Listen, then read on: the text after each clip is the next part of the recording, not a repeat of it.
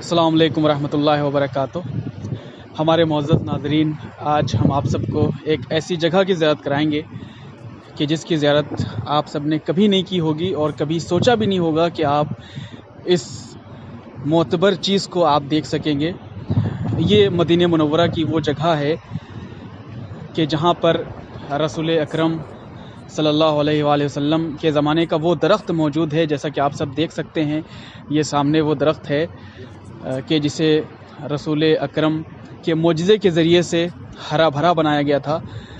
رسول اکرم ایک مرتبہ ایک راستے سے گزر رہے تھے، اس راستے میں ایک درخت نظر آیا کہ جو سوکھا ہوا تھا۔ رسول اکرم بہت تھکے ہوئے تھے، اس درخت کے نیچے جا کے بیٹھے تو خداوند عالم نے اپنے حبیب کی تھکاوٹ کو دیکھ کر اور اس کی اس تعب کو دیکھ کر کے اس درخت کو ہرا بھرا بنا دیا اور وہ درخت چھاؤں دار بن گیا۔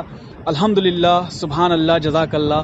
آپ سب دیکھ سکتے ہیں اس زمانے کا معجزہ آج بھی خداوند عالم نے اپنے حبیب رسول کی محبت کی سبب باقی رکھا ہے، تاکہ رہتی دنیا تک، قیامت تک یہ معجزہ باقی رہے اور لوگ دیکھتے رہیں۔ یہ صحرا ہے، یہ سامنے جو آپ دیکھ رہے ہیں یہ صحرا ہے۔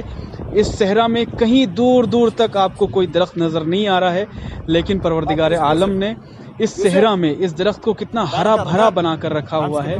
اور یہ درخت اس زمانے کا ہے کہ جس زمانے میں رسول اکرم اس سرزمین پہ زندگی بسر کیا کرتے تھے، اور الحمدللہ، سبحان اللہ، جزاک اللہ، آج بھی ویسے کہ ویسا یہ درخت ہرا بھرا موجود ہے۔ اور خداوند عالم دکھانا چاہتا ہے، بتانا چاہتا ہے کہ ہم جسے باقی رکھنا چاہتے ہیں وہ تا قیامت باقی رہے گا، اور ہم جسے ختم کرنا چاہتے ہیں وہ لمحوں میں مٹ جائے گا، ختم ہو جائے گا۔ آپ سب لوگ دیکھ سکتے ہیں اس صحرا میں دور دور تک کہیں بھی کوئی درخت، کوئی پیڑ نہیں نظر آ رہا ہے، صرف صحرا ہے اور صحرا ہے، لیکن یہ درخت کتنا ہرا بھرا ہے۔ اور الحمدللہ، سبحان اللہ، حمد ہے اس ذات کی، اور رسول اکرم صلی اللہ علیہ وسلم پہ صلوات و سلام، ان پہ سلام ہو کہ پروردگار عالم نے ان کو